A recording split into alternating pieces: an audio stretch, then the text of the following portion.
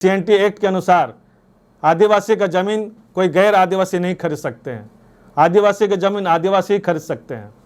अगर uniform civil code लागू होता है और ऐसी स्थिति में ये सब कानून हटाए जाते हैं तो आदिवासी महिलाओं के साथ अगर कोई गैर आदिवासी शादी करते हैं तो वैसे स्थिति में क्या होगी, उसका रीति रिवाज, उसके कस्टम्स, उनका रहन सहन, उनका उत्तराधिकार, उनके ज़मीन के मामलों को लेकर क्या कानून बन सकते हैं।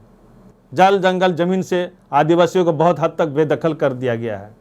नमस्कार, मसाल न्यूज़ में आप सभी का स्वागत है। दोस्तों, आज हम जिस विषय पे वीडियो बनाने जा रहे हैं वो भी काफ़ी चर्चित मामला है। जैसे कि आपको मालूम है, पूरे देश में UCC यानी यूनिफॉर्म सिविल कोड लागू करने की बात चल रही है। पिछले दिनों हम एक आम सभा में प्रधानमंत्री श्रीमान मोदी साहब ने भी कहा है कि पूरे देश में UCC लागू होना चाहिए। उन्होंने एक उदाहरण देकर कहा कि एक ही परिवार के लोगों के बीच में जितने भी सदस्य हैं उनके लिए अलग अलग कानून नहीं बन सकते हैं। इस यूनिफॉर्म सिविल कोड में सभी लोगों के लिए शादी, तलाक, गोद लेने का प्रथा, संपत्ति का अधिकार, इन सारे मामलों पर एक ही कानून सभी के ऊपर लागू होगा। और प्रधानमंत्री ने भी कहा है कि एक देश में एक कानून लागू होने से देश मजबूत होगा। दोस्तों, आपको मालूम होना चाहिए कि हमारे देश में एक कानून नहीं है, बहुत सारे कानून हैं, जिसके कारण जो है बहुत तरह का विभिन्नताएं हैं। यहाँ पर ये देश डाइवर्सिटी का देश है। यहाँ हर एक 200 किलोमीटर में लोगों का रहन सहन, खान पान, भाषा बदल जाता है। ऐसे स्थिति में हमारे देश में जब देश आज़ाद हुआ तो बहुत तरह का कानून बनाए गए, जिसमें मुख्य रूप से है यूनियन लिस्ट।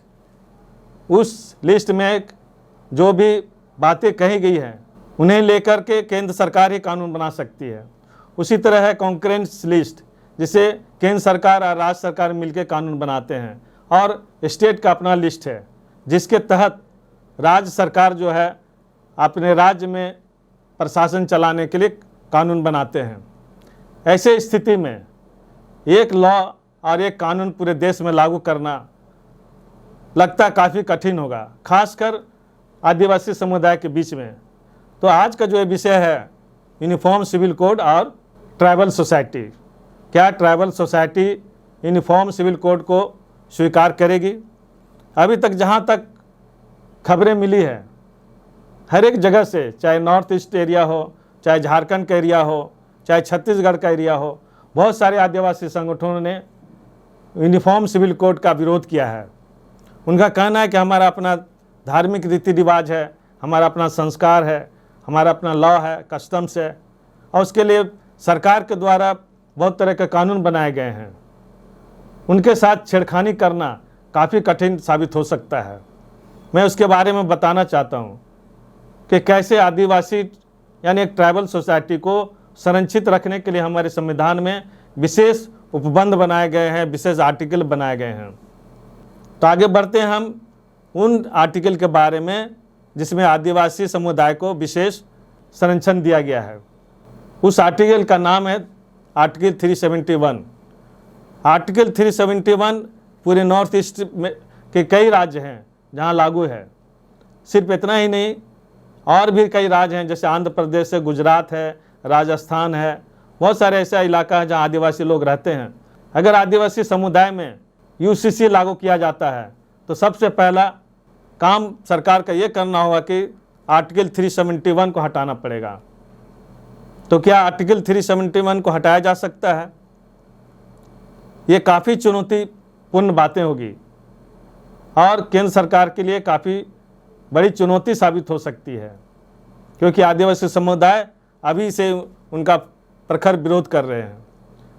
जहाँ तक 371 की बात है, उनमें किन किन राज्यों को विशेष सुविधाएं दी गई है वहाँ के ट्राइबल्स लोगों के लिए, मैं उनके बारे में बताना चाह रहा हूँ। 371 जैसे नागालैंड में है।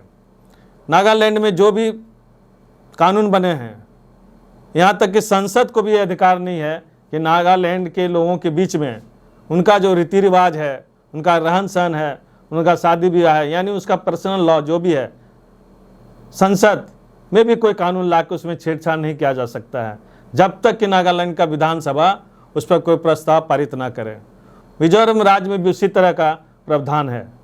371A Nagaland, 371B Assam, 371C Manipur, 371D और E Andhra Pradesh, 371F Sikkim, 371G Mizoram, 370H Arunachal Pradesh. इन सारे राज्यों में आप देख रहे हैं कि किस तरह 371 का विभिन्न आर्टिकल वहाँ लागू किया गया है।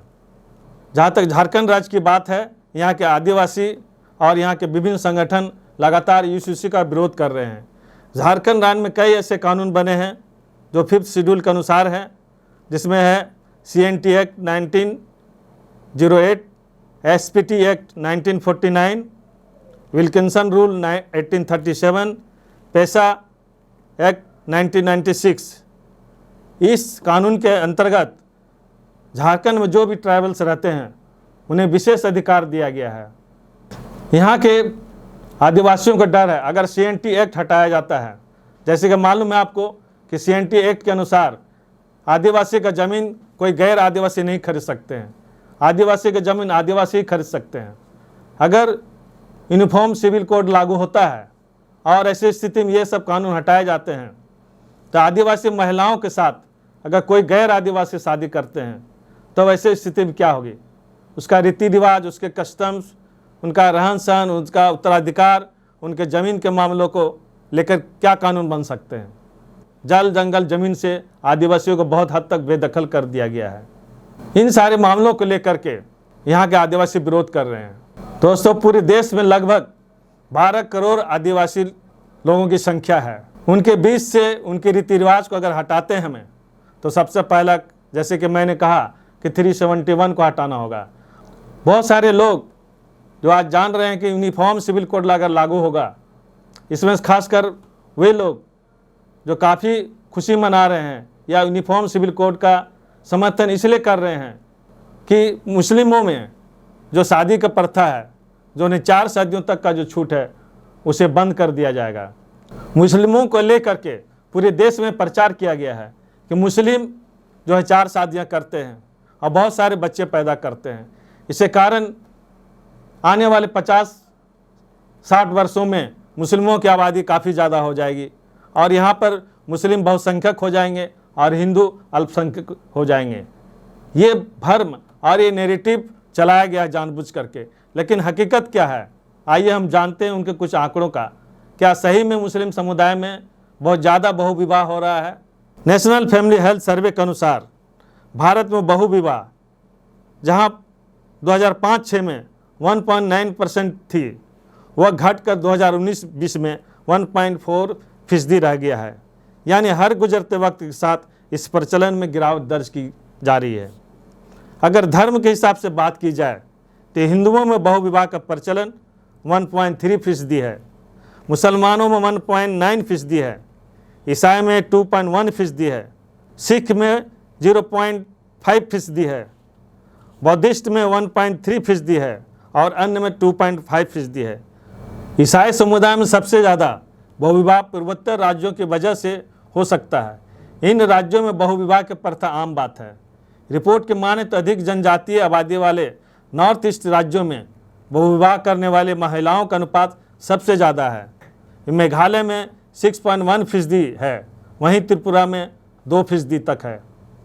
दोस्तों, यूनिफॉर्म सिविल कोड के बारे में जहाँ तक बातें कही गई है, वह हमारी संविधान का खंड 4 में जो बात कही गई है वह है आर्टिकल 44, जिसमें कहा गया है कि ये देश प्रत्येक राज्य में समान नागरिक संहिता लागू करने का प्रयास करेगी।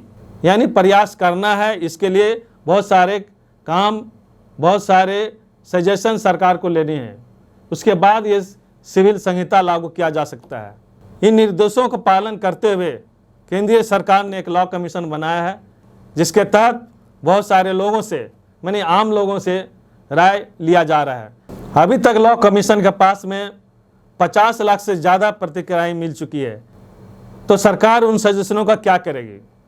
यहाँ सबसे महत्वपूर्ण सवाल ये है, विदाउट एनी ड्राफ्ट, विदाउट कोई मसौदा जो आम पब्लिक के बीच प्रस्तुत नहीं किया गया, कैसे आम पब्लिक उस संबंध में अपनी राय दे सकता है? सिर्फ यस या नो बोल देने से यूनिफॉर्म सिविल कोड लागू नहीं किया जा सकता। सबसे अच्छा होता सरकार पहले एक ड्राफ्ट बनाती और लोगों को बीच देती और इसके बाद वो सजेशन लेते कि इस पर क्या करना है। हाँ, तो मैं यही कहना चाहता हूँ दोस्तों कि यूनिफॉर्म सिविल कोड लाने का मकसद अगर सरकार का यानी ये वर्तमान सरकार का ये है कि मुस्लिमों के खिलाफ हिंदुओं को एक जगह लाना यानी उनके वोट का ध्रुवीकरण करना अगर मकसद है तो यह देश के लिए काफ़ी खतरनाक है। जिस तरह CAA और NRC की बातें बहुत कही गई हमारे देश में, लेकिन आज तक CAA और NRC का क्या हाल है आप जानते हैं, वह लागू नहीं किया गया है। लेकिन उसी तरह क्या यूनिफॉर्म सिविल कोड के साथ किया जाएगा सिर्फ वोट की राजनीति के लिए? आगे हमें देखना है कि फ्यूचर में यह सरकार क्या करती है। आज के लिए बस इतना ही। जाते जाते आपसे आग्रह है कि सच्चाई और जवाबदेही की लड़ाई में आप हमारा साथ दें। हो सके तो आप हमें आर्थिक सहयोग कर सकते हैं, जिसका विशेष रूप से चर्चा हमने डिस्क्रिप्शन बॉक्स में दे दिया है।